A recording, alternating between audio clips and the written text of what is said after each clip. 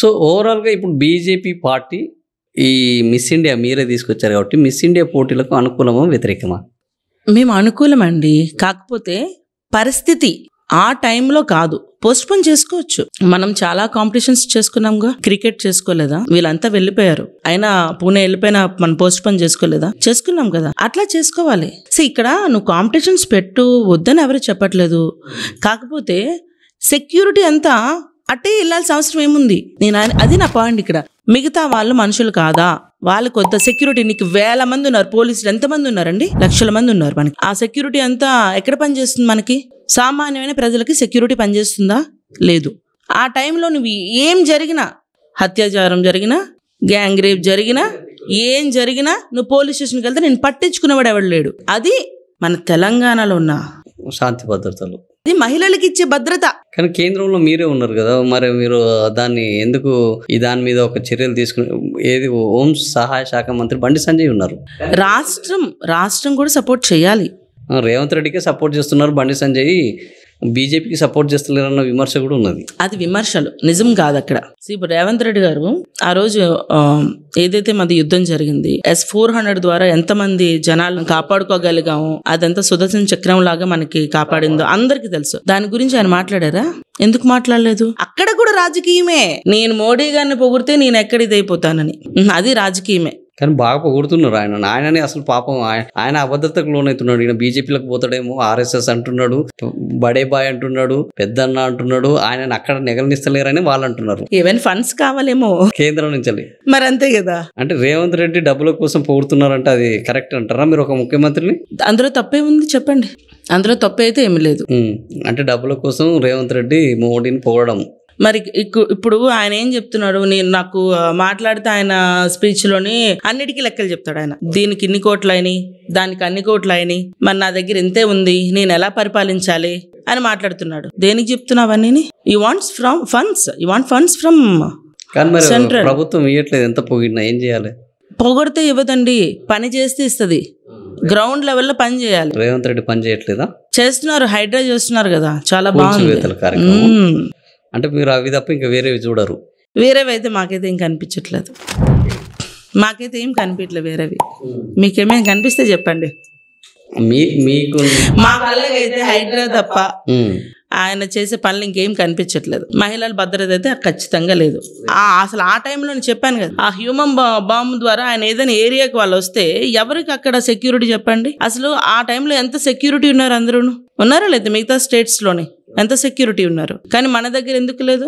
Complaint తీసుకోవడానికి ఎవరు కూడా లేరు. సెక్యూరిటీ వరకు వద్దును, మనకి ఆపద జరిగింది, మీరు వచ్చి దాన్ని చూడండి, పోలీస్ డిపార్ట్మెంట్కి వెళ్తేనే మనకి యాక్సెప్టెన్సీ లేదు అక్కడ. అలా ఉంది. అలా ఉంటే అక్కడ శాంతి భద్రతలు ఎక్కడుంటాయి?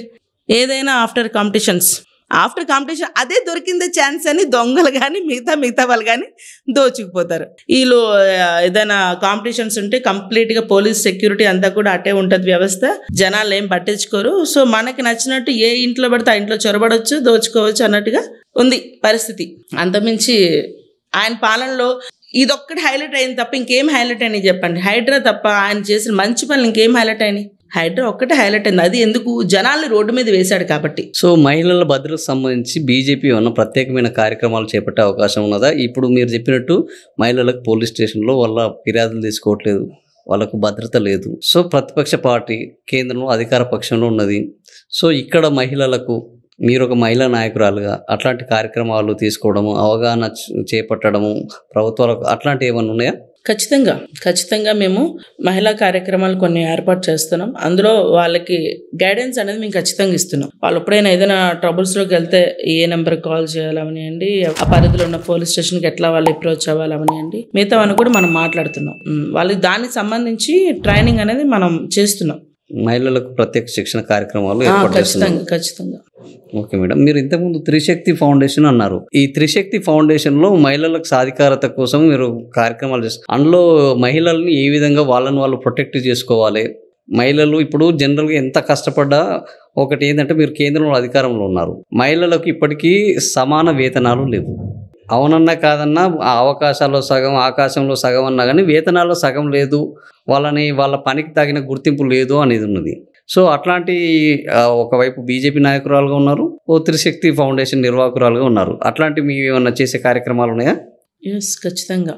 త్రిశక్తి ఫౌండేషన్ అనేది నేను పెట్టింది ఎస్పెషల్గా మహిళా దీన్ బేస్ మీద. ఎందుకంటే త్రిశక్తి అంటేనే త్రిశక్తి లేకపోతే త్రిశక్తి, త్రిమూర్తులు అంటే స్పెల్లింగ్ మిస్టేక్ కాలేగా స్త్రీ అనేది? స్త్రీ కాదు, త్రీ అంటే స్త్రీలకు సంబంధించి అయితే స్త్రీ శక్తి అంటాడు. త్రీ అంటే మరి స్త్రీలు కాకుండా ఇంకో ఇద్దరు ఉన్నట్టు, అంతేనా మేడం? త్రిశక్తి అంటే ముగ్గురు, పార్వతి, లక్ష్మి, సరస్వతి. ప్రతి మహిళల్లో ఈ మూడు చూడాలంటాను నేను. పార్వతీదేవి గుణం, the character, and Lakshmidevi the finance, home budget కూడా ఆమె మనం ఉమెన్ చేస్తారు max. Saraswati is an education. ఈ మూడు కలిపి ఒక మహిళలో ఉంది. ఎడ్యుకేషన్, వెల్త్ అండ్ ఎంపవర్మెంట్, ఈ మూడు విధానాలతోటి త్రిశక్తి వెళ్తుంది. ఎగ్జాక్ట్. ఉమెన్ అయినా కూడా ఏంటంటే అది women who created a men is a women. అది తెలుసుకోవాలి ఫస్ట్. Who men, right?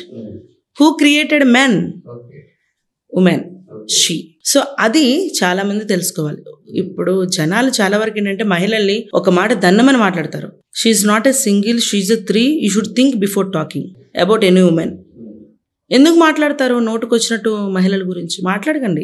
తను చాలా కలగలిపి ఉన్నది ఒక మహిళ అంటే. ఆమెలో 3 శక్తులు ఉన్నాయి. ఆ 3 శక్తుల్ని మీరు గుర్తించండి, అప్పుడే దేశం బాగుంటుంది. ఇంకానా ఎప్పుడైనా ఇంటికి ఆడవాళ్ళు ఎంత స్ట్రాంగ్గా ఉంటారో ఫ్యామిలీ అంత స్ట్రాంగ్గా ఉంటుంది. దానికోసం ఖచ్చితంగా త్రిశక్తి ఫౌండేషన్ ద్వారా ముందుకు వెళ్తున్నాం. ఏదైతే ఇప్పుడు వేజెస్ గురించి చెప్పారో దాని ప్రతి మెయిడ్స్ స్టాండర్డ్ వేజెస్ అనేది ఉండాలన్నది త్రిశక్తి ఫౌండేషన్ ద్వారా నేను ఇప్పుడు ప్రయత్నం చేస్తున్నాను. ఆల్రెడీ దాని మీద మేము వర్కౌట్ చేస్తున్నాం. ఒక పనిచేసే వాళ్ళని ఇష్టం వచ్చినట్టు దోసుకుంటున్నారు అనేది దాన్ని ప్లస్ ఇంకోటి ఏంటంటే వాళ్ళకి ఏమైనా జరిగినా కూడా అడిగేవాళ్ళు ఎవరు లేరు అసలు. There is no security for them. వాళ్ళకంటూ ఒక హిస్టరీ లేదు. ఇప్పుడు ఒక ఇంట్లో ఒకరు పని చేశారు, ఎవరైనా ఏదైనా అఘాయిత్యం జరగవచ్చు, వేధింపులు జరుగుతాయి, హింస జరుగుతుంది వాళ్ళ మీద. జరిగిన తర్వాత ఆమె లేదు అక్కడ. ఆమె గురించి ఎవరు పట్టించుకుంటున్నారు అసలు? ఒక మెయిడ్ ఒక ఇంట్లో మాయమైపోతే ఎవరు పట్టించుకుంటున్నారు? ఎవరు పట్టించుకోవట్లేదు. సో ఆ హిస్టరీ కూడా ఉండాలి. వాళ్ళకంటూ ఒక ఐడి క్రియేట్ చేయాలి. పలానా మెయిడ్ పలానా ఇంట్లో పనిచేస్తుంది. So history of that maid, అది ఒకవేళ అక్కడ మానేసిందా లేదా ఏంటి అనేది ఒక హిస్టరీ ఉండాలి. దానికంటూ వాళ్ళకంటూ ఒక ఐడి కార్డ్ అనేది ఇవ్వాలి. ఇప్పుడు ఎందుకంటే ఆర్టిస్ట్ అసోసియేషన్కి ఇవ్వట్లేదమ్మా ఆర్టిస్ట్ కి. మరి అట్లా మెయిడ్ ఆర్టిస్ట్ కి ఎందుకు, మెయిడ్ అసోసియేషన్ ఎందుకు ఇవ్వకూడదు? మీరు ఇవ్వచ్చు కదా. వాళ్ళకి కూడా స్టాండర్డ్ వేజెస్ ఉండాలి కదా. ఇప్పుడు ఎవరు నచ్చినట్టు వాళ్ళు బేరాలు మాట్లాడుతూ అమ్మా నేను ఇంతే ఇస్తాను, పని చేస్తే చేయలేదు మానే అని మాట్లాడతారు. అది కాదు. ఆ పనికి ఇంత ఫిక్స్డ్ అది మనం పెట్టాలి. పెట్టకపోతే మీరు అన్నట్టు ఇందాక ఎప్పుడు ఫ్రీ బస్సులోనే వెళ్తారు వాళ్ళు. ఇంకా వాళ్ళంతటి వాళ్ళు స్వస్థగా ముందుకు వెళ్ళలేరు. ఫ్రీ బస్సులోనే మన రేవంత్ రెడ్డి గారు పెట్టిన ఫ్రీ బస్సులోనే వెళ్తారు. ఆయన అంతకాలం ఉంటే అంతకాలం. ఫ్రీ బస్సులో వెళ్ళడం అనేది మహిళల్ని వెనక్కి తీసుకుపోవడం అంటారు మీరు. మహిళలు అన్నా కూడా సరే వాళ్ళకి మహా అయితే ఏం బెనిఫిట్ అవుతుందండి? ఒక 1500 బెనిఫిట్ అవ్వచ్చు అంటారా? అంతమించి 30 days ట్రావెలింగ్ పర్ డే వేసుకుందాం. అలా చూసుకుని 30 daysకి 1500 వాళ్ళ ట్రావెల్ ఛార్జెస్. నువ్వు 1500 ఇవ్వడం వల్ల, కలిసి రావడం వల్ల వాళ్ళకి ఏమంత బెనిఫిట్ అయిపోతున్నారు? మళ్ళీ ఫ్రీ బస్సు కూడా కొట్టుకుంటారు, అందరు ఎక్కేస్తారు, మళ్ళీ ఖాళీ ఉండదని. సో ఎంతమంది యూటిలైజ్ చేసుకుంటున్నారు? సో నువ్వేంటంటే వాళ్ళకి ఒక బిస్కెట్ అనమాట 1500. కానీ అది జనాలకి ఏమో అది తెలీదు. ఫ్రీ బస్ అంతే. అక్కడ నీకు ఇచ్చేది ఇన్సెంటివ్ లెక్కది 15. అది కాదు కావాల్సింది. వాళ్ళకి పర్ఫెక్ట్ ఎంపవర్మెంట్ కావాలి. వాళ్ళకి ఫైనాన్షియల్ ఇండిపెండెన్స్, వాళ్ళకి మంచి స్ట్రెంగ్త్ ఉన్న ఆపర్చునిటీస్ క్రియేట్ చేయండి. క్రియేట్ చేసి వాళ్ళ ఫ్యామిలీని రేపు if anything turns into sad into their family, అప్పుడు వాళ్ళ పిల్లల్ని చదివించుకోవాలి, ఒక ప్రయోజకులు చేసుకునే పరిస్థితి వాళ్ళకి తీసుకురావాలి. అది చెయ్యరు. మహిళలు భద్రత అంటారు. సెల్ఫ్ డిఫెన్స్ కోర్సెస్ పెట్టండి మీరు గవర్నమెంట్ నుంచి. Why don't you put self defence courses? ఎక్కడ పెట్టారు చెప్పండి? లేదు. ప్రతిదీ privatisation. You should pay fee and we will train. అది కాదు. అక్కడ నిజంగా శాంతి భద్రతలు అంటే ఒక మహిళ తనని కాపాడుకోవాలి. ఆ విధంగా ట్రైనింగ్ చేయండి. సెంటర్స్ ఓపెన్ చేయండి, అకాడమీస్ ఓపెన్ చేయండి. ఇంట్రెస్ట్ ఉన్న వాళ్ళు జాయిన్ అవుతారు. వాళ్ళందరికీ ట్రైన్ చేయండి. అప్పుడు ఎవరైనా మన మీదకి వస్తే ఫస్ట్ ఎలా అటాక్ చేయాలి, రివర్స్ అటాక్ ఎలా చేయాలని తెలుస్తుంది. కానీ అది తెలియదే, దాగుండిపోవడమే తెలుస్తుంది మనకి. అది కాదు. సో ఇలా సెల్ఫ్ డిఫెన్స్ కోర్సెస్ అనేది ఖచ్చితంగా మహిళలకి ఎస్పెషల్గా నేర్పించాలి. ఎలా మీకు మీరు ఎదుర్కోవాలి ఈవెంట్ జరిగినప్పుడు అనేది ఆ టెక్నిక్స్ అవ్వండి, ఒక క్లాస్ కింద క్రియేట్ చేయాలి మీరు. కానీ ఎక్కడ చేస్తున్నారు? రేవంత్ రెడ్డి గారి దృష్టిలో శాంతి భద్రతలు అంటే ఫ్రీ బస్సులో తీసుకెళ్తున్నా దిమ్ముతున్నా అయిపోయింది అంతే. దిగిన తర్వాత ఇంటికి వెళ్తున్నారు. ఇంటికి వెళ్ళే దారిలో ఏదైనా జరిగితే హూ ఇస్ రెస్పాన్సిబుల్? అంటే వాళ్ళ వెనకమడ ఒక సెక్యూరిటీ గార్డ్ పెట్టాలా? కాదు, వాళ్ళు ఎదుర్కొనే శక్తి ఉందని చెప్తున్నా నేను. ఓకే, వాళ్ళ కోసం వాళ్ళు ఫైట్ చేయాలి. ఇప్పుడు ఎవరైనా వచ్చారనుకోండి, వాళ్ళు హిట్ చేసే ధైర్యం ఇవ్వాలంటున్నాను. బీజేపీ ఇట్లాంటివి ఏమన్నా చేస్తున్నదా? బీజేపీ పార్టీ ఉన్నది, కేంద్రంలో అధికారం ఉన్నది. బీజేపీ కూడా మరి అట్లాంటి కొన్ని రాష్ట్ర ప్రభుత్వానికి సమాంతరంగా కొన్ని కార్యక్రమాలు చేయొచ్చు. లేదా ప్రభాగౌడు, ఇంత ఆలోచన ఉన్న ప్రభాగౌడు ఇట్లాంటి కార్యక్రమాలు ఏమైనా చేస్తున్నారా? ఇప్పుడు నేను పెట్టిన త్రిశక్తి ఫౌండేషన్ ద్వారా మేము ఈ సెల్ఫ్ డిఫెన్స్ కోర్సెస్ దాని గురించి మహిళలు ఫైనాన్షియల్గా ఇండిపెండెన్స్, అది ఫైనాన్షియల్ ఇండిపెండెన్స్ అనేది it's not a money, it's strength and ఇది పవర్ అన్నది వాళ్ళకి తెలియజేస్తాం.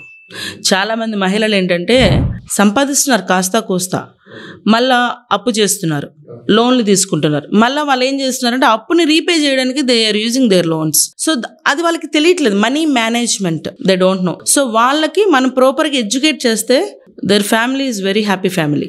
ఓకే, వెల్త్ మేనేజ్మెంట్ కూడా మీరు మహిళలకు పరిచయం చేయబోతున్నారు. Exactly, quality of living is different from standard of living. So ఈ రెండింటికి ఒక డిఫరెన్స్ అనేది మనం వాళ్ళకి చెప్తాం. సో స్టాండర్డ్ ఆఫ్ లివింగ్ కాదు, quality of living is most important. మనకి అప్పు లేకుండా బతకడం ఈజ్ మోస్ట్ ఇంపార్టెంట్. మన పిల్లల్ని మంచిగా ఒక దారిలో నడిపించడం అనేది మోస్ట్ ఇంపార్టెంట్. మంచి ఎడ్యుకేషన్ ఇవ్వడం ఈజ్ మోస్ట్ ఇంపార్టెంట్. సో దీని మీద మనం ఉమెన్కి ఎడ్యుకేట్ చేస్తాం ఖచ్చితంగా. అంటే ఇప్పుడు ఈ పేరెంటింగ్ మీరు అన్నారు కదా పిల్లలకు సంబంధించి, ఈ పేరెంటింగ్ ఇటీవల భారతీయ సంస్కృతి సంప్రదాయాలన్నీ మంట కలిసిపోతున్నాయి. బట్ కేంద్రంలో మాత్రము ఎంతసేపటికి భారతీయ పేరు చెప్పుకొని అధికారంలో ఉన్నారు, కానీ సంస్కృతి సంప్రదాయాలు మాత్రం కాపాడడంలో వీళ్ళకి ఆసక్తి లేదు అనే ఒక విమర్శ కూడా ఉన్నది. మేము బీజేపీ నుంచి ప్రతి కార్యక్రమం మేము చేపడుతున్నామే. సంస్కృతి, all cultural activities we are doing. ఏం చేయట్లేదు చెప్పండి. అంటే ఇప్పుడు నరేంద్ర మోడీ వచ్చిన తర్వాత వెస్టర్నైజేషన్ కూడా బాగా పెరిగిపోయింది. మహిళల్లో ఇండిపెండెన్స్ పేరుతోటి ఇటీవల మహిళలు హింస పెరిగిపోయింది. అయినా కూడా బీజేపీ ప్రభుత్వం వాళ్ళ పద్ధతిలోనే వాళ్ళు ఉన్నారు తప్ప దీని మీద దృష్టి పెట్టట్లేదు అనేది ఆలోచన. మహిళల మీద హింస, వాళ్ళు హింసాత్మకంగా మారారంటున్నారా మీరు? మహిళలు రెండు ఉన్నాయి, వయసు వరుస. ఇంతకు ముందు వీళ్ళ మీద ఉండేది, వీళ్ళు తక్కువ రియాక్ట్ అయ్యారు. ఈ మధ్య వాళ్ళు కూడా రియాక్ట్ అవుతున్నారు. ఇటీవల మీరు చూసారు. మనుషులు కాదంటారా మీ దృష్టిలో? లేదు, మేము ఎందుకంటే వాళ్ళ మరి మీరు అనేది ఇప్పుడు అంటే పురుషులే మనుషులు, వాళ్ళకి ఆవేశాలు ఉంటాయి, వాళ్ళకి కోపాలు ఉంటాయి, వాళ్ళే అన్నం తింటున్నారు, ఉప్పు కారాలు తింటున్నారు. మహిళలు we are just for cleaning vessels, cleaning home, are taking care of kids, are taking care of mother laws. We are not a guides, we are not a caretakers. మాకు కూడా we created all the things, అంతేగాని we are not made for that. అది మనం తెలుసుకోవాలి. కానీ ప్రభుత్వం అలాంటి కార్యక్రమాలు చేయట్లేదు అనేది, కేవలం వాళ్ళని అట్లనే ఉంచుతున్నారు. వాళ్ళని భద్రత పరమైన బీజేపీ అలాంటి కార్యక్రమాలు చేయట్లేదు. ఇటీవల సంస్కృతి పేరు వాడుకుంటున్నది కానీ సంస్కృతిని డెవలప్, ఇప్పుడు జాగృతి ఒక సంస్కృతి కార్యక్రమం చేపట్టింది, తెలంగాణలో ఒక బతుకమ్మ కార్యక్రమం చేపట్టారు. కానీ భారతదేశంలో ఇట్లాంటి కార్యక్రమాన్ని ఇంతవరకు ఏం చేపట్టట్లేదు, మహిళల యొక్క విలువ పెంచేది అనేది. ఎందుకు చేపట్టలేదు? యోగా మా మోడీ గారే కదా అది. దాన్ని అందరికి ప్రపంచ స్థాయి ప్రతి మహిళ ఆరోగ్యంగా ఉండాలి, యోగా చేయాలి అన్నది ఆయనే కదా మొదలు పెట్టాడు. మరి అది ప్రతి ఒక్కరు పాటిస్తున్నారు కదా, మరి అది కార్యక్రమం కాదంటారా? అది మేము ఆలోచించలేదంటారా? ఖచ్చితంగా ఆలోచించి, మీకు ఇందాకే చెప్పా, మోడీ గారు ఏ ఇంటిలో ఆడబిడ్డ ఆరోగ్యంగా ఉంటుందో ఆ ఇల్లు ఆనందంగా ఉంటుంది, చాలా ఆరోగ్యంగా కూడా ఉంటుంది. అది మా కాన్సెప్ట్. దానికోసం ఇంకా చాలా చాలా చేస్తూ ఉంటాం. కాకపోతే మీ దృష్టి కనిపించవు, అంతే తేడా. మీ దృష్టి ఎంతసేపు ప్రజెంట్ ఉన్న గవర్నమెంట్ మీద ఉంటుంది. ప్రజెంట్ బీజేపీ గవర్నమెంట్ ఉన్నది కాబట్టి మేము దాని గురించి మాట్లాడుతున్నాం. స్టేట్ నేను మాట్లాడుతున్నా. స్టేట్లో మా ప్రోగ్రామ్స్ని ఎంతవరకు సపోర్ట్ చేస్తే, మా ఫ్లెక్సీలనే సపోర్ట్ చేయట్లేదు. అదేంది ఫ్లెక్సీలు అని పెట్టుకుంటున్నారు కదా? ఫ్లెక్సీలు పెడుతున్నారు. జూబ్లీహిల్స్ నియోజకవర్గంలో విజయలక్ష్మి గారి ఫ్లెక్స్ ఏమో అట్లా ఉంటూనే ఉంటది, ఎన్ని రోజులైనా ఉంటది, 365 days. మరి మిగతా నాయకుల ఫ్లెక్స్లు ఎన్ని రోజులు ఉంటున్నాయి చెప్పండి? పాపం వచ్చి ఇంకా 36 days కూడా కాలేదండి కాంగ్రెస్ లోకి వచ్చి కూడా.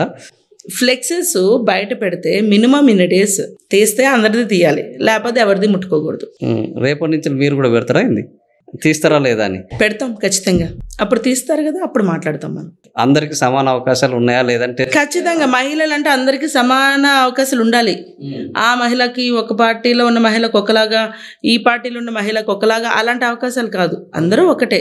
అంటే వాళ్ళు ఏదో ఎమ్మెల్యే క్యాండిడేట్లను పెట్టుకుంటున్నారు, మరి మీరు కూడా ఎమ్మెల్యే క్యాండిడేట్ గానే పెడతారా లేకపోతే ఊరికనే పెట్టుకుంటారా? పెట్టుకుంటానండి, నా ఇష్టం. ఆమె ఎమ్మెల్యే క్యాండిడేట్ అని కాదు, ఎంపీ క్యాండిడేట్ అని కాదు.